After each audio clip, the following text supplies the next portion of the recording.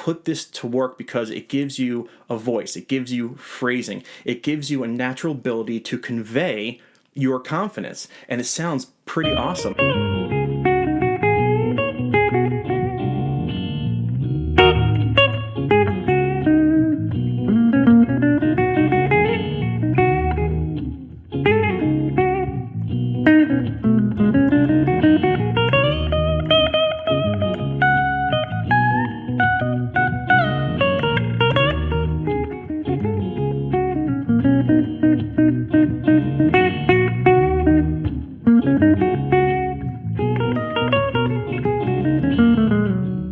All right, sometimes when you're improvising, you are moving with the chord changes, and it's called playing with the changes.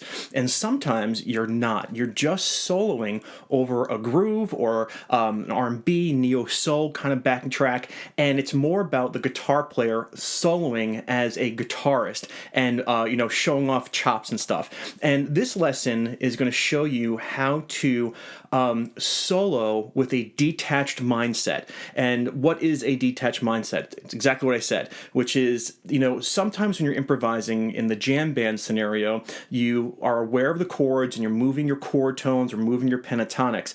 When you're detached soloing, and this is a term that I made up, it's more about, abandoning the chord tones and sticking with the rhythm and the feel of the song. And this lesson is going to show you the simple trick on how to solo by yourself, like you're the soloist, and connect with better phrasing and show you that really when you have this mindset, you'll be unstoppable. So let's get right down to it. The backing track that I have is a little kind of like R&B kind of thing I made up. Let's give it a listen.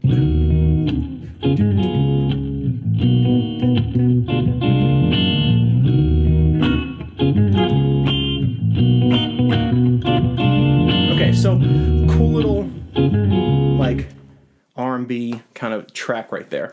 And it happens to be, the machine we're going to use is going to be an E-flat pentatonic. Now, don't roll your eyes, because when I was a young guitar player, I'd be like, why can't you just do it in E? But really, it's just the simple box that we all know.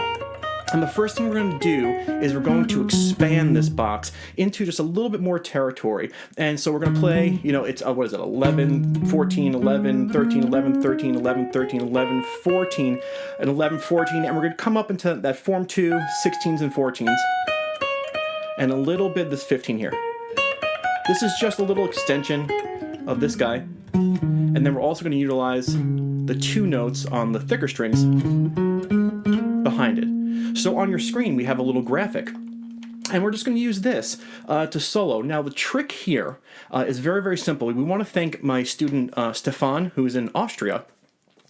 He asked me this question through Patreon, and I gave a listen to some of his favorite guitar players, and I said, oh, this is what they're doing. And when I emulated it, I went, wow, this is really powerful. And so I want to give that power to you, to be able to solo and present yourself as a guitarist, not just connecting with the music, but here I am, I'm playing something. And so how do we do it? Well, very, very simply, the phrasing is going to be in groups of shorts and longs. And I'll take a solo right now and listen for the short phrase followed by the long phrase. And even though it is that simple, we have some things to talk about. It'll be a short lesson, and you can practice the heck out of this and get really good. So just listen for shorts and longs, and I'll describe everything.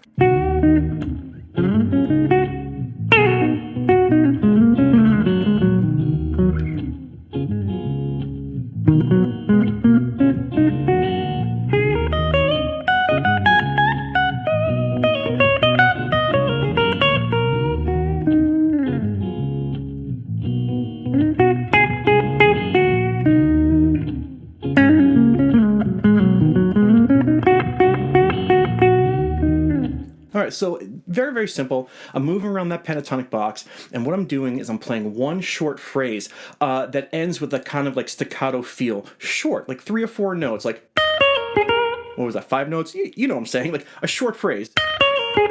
And I'm ending it staccato, and it really doesn't matter what you do because the pentatonic always sounds good. So the first rule is just a short phrase followed by a long phrase. And the long phrase itself doesn't have to end on a certain beat, and it doesn't have to end on a certain note. You just end it. And when you end it in an odd place, which happens to be the right place, it gives you some street cred. So, listen for like, and then, and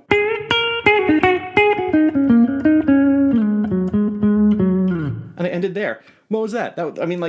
It was a minor third, doesn't matter, but like it wasn't deliberately on a chord tone. I just ended it there. And when you hear that, I can't really duplicate what I just did. I'll try, but it gives you this voicing of authority. Check this out.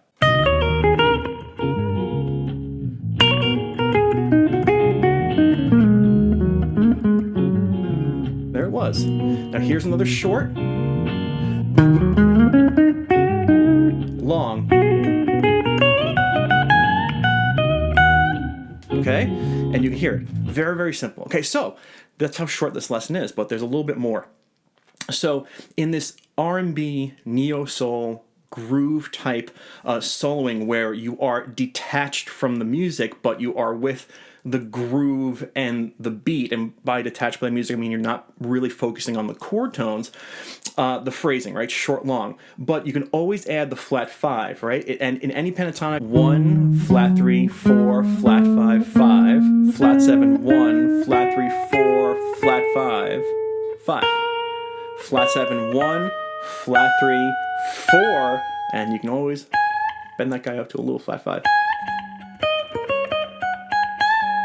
And now I'm going to do the same thing, shorts and longs, and I'm going to put in a little bit of that flat 5 action. Here we go.